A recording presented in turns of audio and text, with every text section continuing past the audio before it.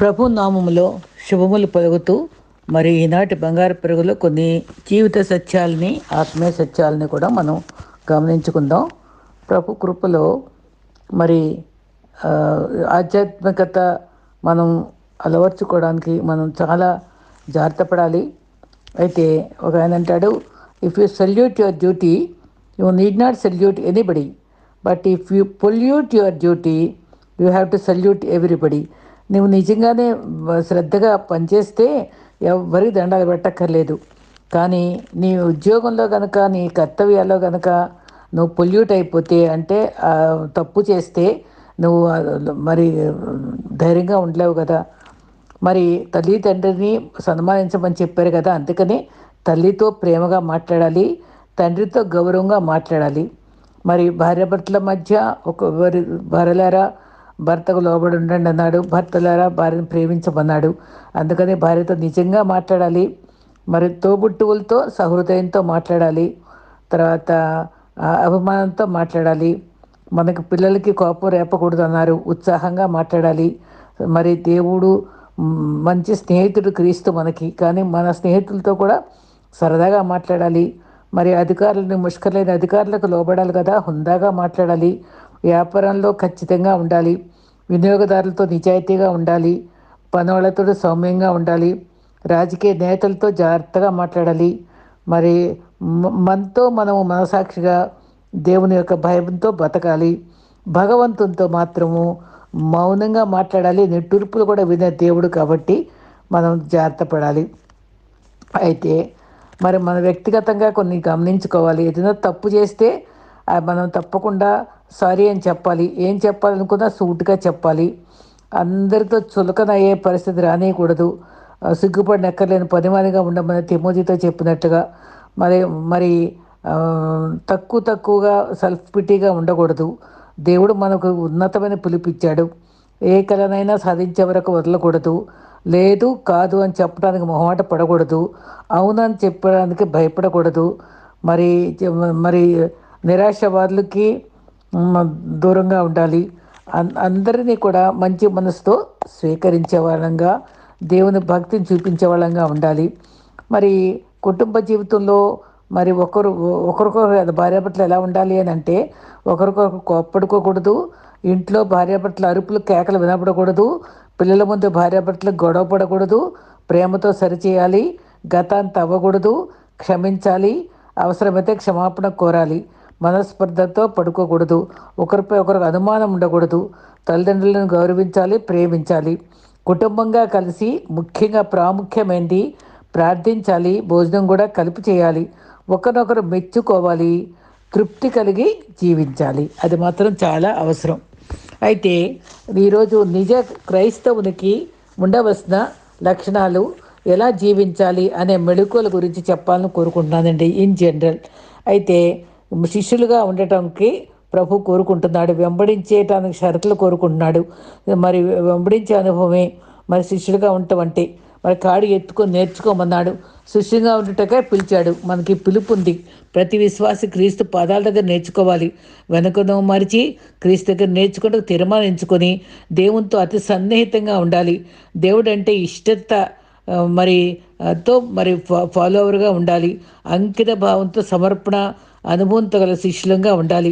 ముండ్లపల్లిలో పడిన విత్తనాల వల్ల ఐహిక విచారాలతో మనం నలిగిపోకూడదు. గుర్తింపు రాకపోయినా, ఓర్పు లేకపోయినా, జవాబులు రాకపోయినా విసుగుదల వస్తుంది. అది చర్చి కూడా మానివేసేవారుగా ఉంటారు.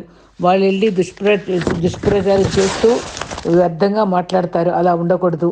సిలువ ఎత్తుకొని వెంబడించటం తెలుసుకోవాలి. మరి ప్రభు వలె జీవించుకునేవారు మెప్పు కోరేవారుగా ఉండకూడదు. శిష్యులు నేర్చుకునేవాడిగా ఉంటాడు అనుకున్నాం కదా. అపోస్తల కార్యం 11:26లో అంత్యోకయలో మరి శిష్యులు క్రైస్తవులు అనబడ్డారు. ముందు మన శిష్యులుగా నేర్చుకుంటే అప్పుడు క్రీస్తు బిడ్డలంగా క్రైస్తవులు అవుతాం. మరి పాదాల దగ్గర నేర్చుకోవాలి, కాడి ఎత్తుకుంటూ నేర్చుకోవాలి. మరి శిష్యులు క్రైస్తవులు అవుతాం కదా. మరి క్రిస్టియన్ అంటే Christ I am nothing, I am చూసారా అక్కడ ఐ ఆమ్ నథింగ్, క్రైస్ట్ ముందు నేనే స్వల్పమైన వాడిని అనుకోవాలి, ఆయన దగ్గర నేర్చుకోవాలి. అప్పుడే క్రిస్టియన్గా మారుతాం. ముందు శిష్యులు, తర్వాత క్రిస్టియన్. క్రీస్తు తత్వం మనలో ఉండాలి. మరి క్రైస్తవులు మరి నేర్చుకునే అనుభవాల్లో మరి క్రియాత్మకంగా మంచి క్రైస్తవులుగా ఉండడానికి ప్రయత్నించాలి. కొన్ని షరతులు ఉంటాయి. మరి నా కాడి దగ్గర నేర్చుకోండి అని మత్తయి 11:29 ఉంది కదా. మన జీవితంలో నాణ్యత చూస్తాడు, క్వాలిటీ చూస్తాడు, క్వాంటిటీ కాదు. 1000 మంది ఉండే సంఘంలో గొప్ప గొప్ప అనుకోకూడదు. 10 మంది ఉంటే కూడా అక్కడ గొప్ప భక్తులు ఉండొచ్చు, ఔన్నత్యం ఉండొచ్చు. క్వాంటిటీ అది కావాలి. మరి లోకంలో శ్రమ కలుగుతుంది, ధైర్యం తెచ్చుకోవాలి. మరి చిన్న సంఘమైనా మనం గనులేదు చెప్పుకుని మనం ధైర్యపడాలి. 2 తిమోతి 3 అంత్యదినముల్లో మనుషులు మారిపోతున్నారు, విశ్వాసం కనుగొందునా అంటున్నారు. శిష్యులు ఎందుకొట్టక ముందు రాత్రంతా ప్రార్థించాడు. లూకా 14:25 మనం ఒక నిర్ణయాల ముందు ప్రభు దగ్గర ప్రార్థనలు అడుక్కోవాలి. నేర్చుకున్న అనుభవం కావాలి. వ్యక్తిగతంగా ప్రభు తెలుసుకొని ఉండాలి. మనం ఆయన పట్ల ప్రేమ కలిగి ఉండాలి. మరి ప్రాఫిట్స్ కోసం కాదు దేవుని దగ్గరికి అయ్యేది, మన ఆత్మీయ పరిణతి కోసం మనం దగ్గరికి రావాలి. లూకా 14:15 ఎవడన్నా దగ్గరకు వచ్చి మరి సొంత వాళ్ళందరూ ఉపేక్షించాలి, వాళ్ళకి ప్రధాన స్థానం ఇవ్వకూడదని చెప్పాడు. వదిలిపెట్టమని చెప్పట్లా, ప్రధాన స్థానం ఇవ్వకూడదు. ముందు దేవుని రాజ్యాన్ని నీతిని వెతకాలి. కొందరు చేపలు పట్టడానికి క్రీస్తు శిష్యులు వెళ్ళిపోతే ఆయనే వాళ్ళ దగ్గరికి వెళ్ళాడు, ఆహారం పెట్టాడు. అప్పుడు పేతురుతో అడిగాడు, నిజంగా నన్ను ప్రేమిస్తున్నావని. మనలో కూడా అదే అడుగుతున్నాడు. నీకే తెలుసు ప్రభువా అన్నాడు. మన హృదయాంతరంగాల్లో ప్రభు ప్రేమించి ఆయన కొరకు ఆత్మజాలుగా ఉండాలని ఆయన కోరుకుంటున్నాడు. మన హృదయాల్లో దేవుని హృదయాంతరంగంలో ఆకాశం ముందు నువ్వు తప్ప నాకు ఎవరున్నా అనుకోవాలి. అన్ని విషయాల్లో దేవుని కనపరచాలి. ప్రేమ, త్యాగం, తగ్గింపు కావాలి. 10వ స్థానం ఇవ్వాలి. మరి జక్కయ్య అన్నీ విడిచిపెట్టి దేవుని వెంబడించాడు. అది శిష్యుడు అంటే. సిటీ స్టడ్ కూడా మొత్తం మిషనరీగా దానం చేసి భార్య కొంచెం డబ్బులు ఇస్తే అప్పుడు ధనికుడు వచ్చి దేవుని దగ్గరికి వస్తే అన్నీ అమ్మి పేదలకు ఇమ్మని చెప్పలేదా, నాకెందుకు ఉంచావని అది కూడా ఇచ్చేసిందట. అది శిష్యరకం అంటే. తను ఉపేక్షించుకునేది. 3వ పాయింట్ లూకా 9:23 సిలువను ఎత్తుకుని వెంబడించాలి. కోరికలు చంపుకోవాలి. నేను కాదు క్రీస్తే అనే అనుభవంలోకి మనం రావాలి. ఈ రకంగా దేవుని వైపు చూస్తూ ఏ రకంగా మనం మన క్రైస్తవ జీవితంలో జీవిస్తున్నామో, దేవుడు కోరుకున్న వ్యక్తుల్లో ఆ ఆశ చూశాడు, వాళ్ళల్లో ఉండే తపన చూశాడు. అటువంటి ప్రభు కొరకు నీటి వాగుల కొరకు ఉండే తపన ఉండాలి. జకరియా వృద్ధాప్యంలో యోహాన్ తండ్రి ఆశంతా పోయింది. అప్పుడు దూత వచ్చి జకరియా నోరు మూసి బ్యాప్టిజం ఇచ్చి యోహాన్ అనుగ్రహించి చక్కని వాగ్దానం ఇచ్చి సంతోషపెట్టాడు.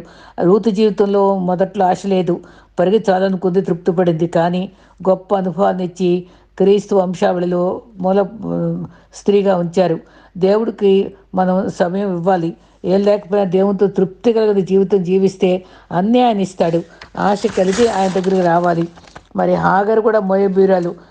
అటువంటి స్త్రీని కూడా ఏడ్చి ప్రార్థిస్తేనే ప్రభు దీవించేదేదా? సమర స్త్రీకి ప్రార్థన లేదు, ఉపవాసం లేదు, లోపల ఆశ ఉంది. అడగగానే ప్రభు ఎంతో గొప్పగా తన్ని మనుషులు బట్టి జాగ్రత్తగా చేసేసాడు. మరి మరి బైబిల్ లవర్స్ కావాలి మనం. మరి ప్రభుని ప్రేమించే వాళ్ళంగా కావాలి. ప్రతి ఆశీర్వాదం మనకు వస్తుంది. అబద్ధం ఆడాడు కానీ క్రీస్తు దగ్గరికి వచ్చాడు కదా. అబ్రహాంకు దగ్గర కూడా క్రీస్తు దేవుడి దగ్గరికే వచ్చాడు. పౌలుశీల్లో ప్రార్థిస్తే పరలోకమే దిగొచ్చింది. కాబట్టి మనము ఆశ కలిగి ఉండటం మాత్రం మనకు చాలా అవసరం. తర్వాత మనము క్రీస్తు కొరకు ఏం చేయగలము? ఒక విధంగా చెప్పాలంటే మరి రాజ్యాన్ని నీతిని ముందు వెతకాలి. రాజ్యాన్ని నీతి వెతికితే అన్నీ ఇస్తాడు, అది గమనించాలి. కొండ మీద ప్రసంగంలో ఫస్ట్ ఏం చెప్పాడు?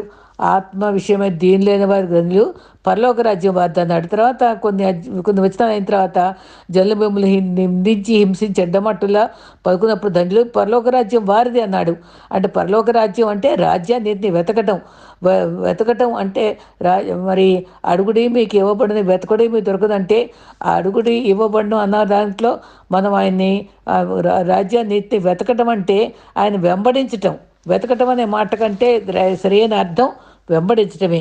ఒక రచయిత తన ఉద్దేశంలో కథ ద్వారా సమాజానికి కొంత నీతిని బోధిస్తా అంటాడు. ఆటగాడైతే నేను మంచి పేరు తేవాలంటాడు. అయితే మనం యేసుప్రభు మనకి మరి ఆశీర్వాదం నాకు వారసులుగా చేశాడు. 1 పేతురు 3:9 మన అందరినీ కూడా ఆశీర్వాదానికి వారసులుగా తన బిడ్డలుగా చేసుకున్నాడు. అందుకనే ఆయన ప్రేమించాలి. భూమిని ఆదికాండం 1:26లో భూమిని నిండించి ఫలించి అభివృద్ధి చేసుకోండి అన్నాడు. మరి మీకు ఇసుక రేణువులు చూపించడం ఎందుకంటే భూ సంబంధమైన దీవెనలు కాదు, ఆ పైన నక్షత్రాలు చూపించాడు, అంటే పరలోక సంబంధమైన దీవెనలు కూడా ఇస్తామని. అంటే ఈ రెండు ఉదాహరణలు బట్టి అబ్రహాంకి ఏం చెప్పాడనమాట, భూ సంబంధమైనవి ఆ పరలోక సంబంధమైనవి రెండు ఇస్తాడు, మనకు కూడా అవే ఇస్తాడు. సమూయేలు మరి దావీదుని అభిషేకం చేశాడు కదా, అప్పుడు దావీదుకి రెడ్ కార్పెట్ వేసి దేవుడు దీవించాడు. మోషే జీవితంలో మరి ఎంత నాయకుడిగా తను సిద్ధపరిచాడు, తను కూడా హంతకుడే కదా, పేతురు అబద్ధికుడే కదా, మరి ఎంత గొప్పగా తన జీవితాన్ని మార్చాడు. అంత జీవితంలో పిల్లలు లేకపోయినా పెనిన్న పిల్లల్ని చూసి బాధపడింది. అది ఆ అనుభవంతో దేవుని సన్నిధి కోరుకునే వెళ్ళింది, దీవించబడింది. మరి రుచి చూచి ఎరిగిన అనుభవంలో దేవుడు ఉత్తముడని తెలుసుకోవాలి, ఆశీర్వాద కారకుడిగా హృదయంలో ఆహ్వానించాలి. మనం 1 కొరింథీ 3:16లో మీరే దేవుని ఆలయం అన్నాడు, ఆత్మ మనలో నివసిస్తుంది కాబట్టి సదాకాలం ఆయన మనతో ఉండి నడిపించేవాడిగా ఉంటాడు. అదే మనకి మనమే ఒక సువార్తగా మారిపోవాలి, ఆత్మజాగరిగా ఉండాలి, క్రీస్తుతో అతి సన్నిహితంగా ఆయన్ని దగ్గరగా జీవించే వాళ్ళంగా మనం ఉండటం చాలా చాలా అవసరం. ఆయన దగ్గరగా జీవించేది ఏది ప్రాముఖ్యమో చూసుకోవాలి. ప్రార్థన లేకుండా ఉండలేను అనే క్రైస్తవులుగా ఉండాలి, ప్రార్థించే క్రైస్తవులుగా ఉండాలి, అంతేగా ప్రార్థించాలి. మేము అప్పుడు కుటుంబాల అద్భుతానికి వారసులు అవుతాం. దేవుణ్ణే ప్రేమించాలి, ఆయన రాజ్యాన్ని నీతినే ఎతకాలి. అదే కీ పాయింట్గా గుర్తుపెట్టుకుందాం. ఆయనతో వెంబడించే అనుభవం హయ్యెస్ట్ సంబంధం. ఆదాము కోల్పోయిన సంబంధం మళ్ళీ తిరిగి పొందుకునేటువంటి కర్తవ్యం ప్రతి ఒక్కరికి ఉంది, అదే రెస్టరేషన్. విశ్వాన్ని గొప్ప సృజించిన దేవుడు మన దగ్గరికి వస్తున్నాడు, మనం సన్నిహితంగా ఉండడానికి ఇష్టపడేవాడిగా ఉంటున్నాడు. ఆయన మరి ఇంటిమసీ కోరుకుంటున్నాడు. ఆ ఇంటిమసీ మనకు దేవునితో సంపాదించుకుంటేనే మనం దీవెనకరంగా ఉంటాం. వెంబడించట్లో కారణం మరి యోహాను 17:3లో ఆయన అర్థం చేసుకోవాలి, అద్వితీయుడైన సత్యదేవుని తెలుసుకుంటేయే నిత్య జీవం. ఈ మాట బాగా అర్థం చేసుకోండి. మరి అద్వితీయుడైన సత్యదేవుని తెలుసుకోవడమే నిత్య జీవం, ఆయన తెలుసుకోవడమే అదే సువార్త, అదే సందేశం. మనం ఎక్కువ రోజు రోజుకి ఈ రోజు కంటే రేపు ఎక్కువ తెలుసుకోవాలి. రోజు రోజుకి ఎక్కువగా యేసుని అనే పాట ఉంది, మరి ఎక్కువగా దేవుని మనం దగ్గరగా రావాలి. అందుకనే దినదినంబు యేసుకు దగ్గరగా చేరుతా, అనుక్షణంబు యేసునే నా మదిలో కోరుతా అని చక్కటి పాట రాశాడు ఆయన. అయితే రూపాంతర అనుభవం రావాలి, జీవజలాలు మనలో కనబడాలి, మరి క్రీస్తు స్వరూపం మనలో కనబడాలి, ఆత్మ ఫలాలు మనలో కనబడాలి. దేవుని వెంబడిస్తే మన జీవితం ఎలా కొనసాగించాలో గ్రహించుకోగలం. దేవుని నీతిని వెతకాలి, నిత్యత్వం విలువను గ్రహించుకోగలం.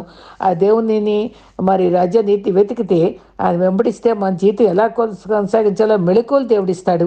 అంతేకాదు గొప్ప ఉత్తమమైన జీవితం ఇస్తాడు. ఆయన నీతిని వెతికితే నిత్యత్వం ఇస్తాడు. ఆ నీతి వెతికితే మన సువార్థికులుగా చేస్తాడు. జీవజలాలు మనలోంచి ఉబ్బుగుతాయి.